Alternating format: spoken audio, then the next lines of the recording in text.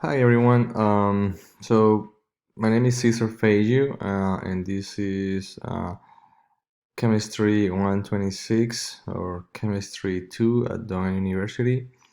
So we're doing week one interactive concept, and it is about the gummy bears, right?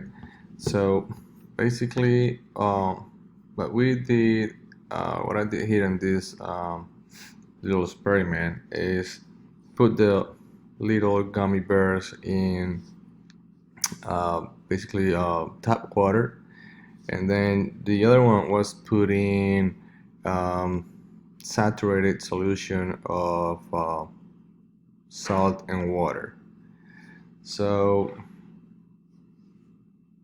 we're looking at um, after about 6 or 7 hours of the gummy bears being in the water. So this one right here is the one that was in the tap water, and basically what happens is that that one swells because the solution is hypotonic to the gummy bear. So the water moves by osmosis inside the gummy bear until it reaches an equilibrium, and at one point it doesn't grow anymore and it just stays like that. But it's bigger compared to um, the regular gummy bear.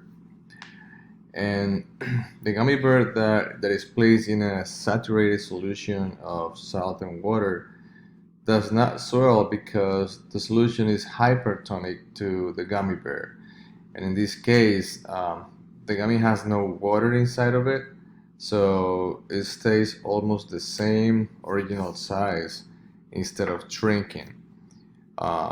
If the gummy bear will have water inside of it, then since the solution is hypertonic, then the water will move out of the gummy bear and it will shrink. So in this case, the gummy bear stays almost the same size of the original gummy bear. Um, I didn't have a third gummy bear to compare a regular gummy bear because my kids ate them all and I didn't realize. And when I was ready to make the video and everything, I didn't have any more gummy bears. But compared to a regular gummy bear, this one right here is it got bigger, and this one is almost the same size. And this is just after about 6 or 7 hours of being in the salt and water. Um, all right, guys. I guess that is it for this video.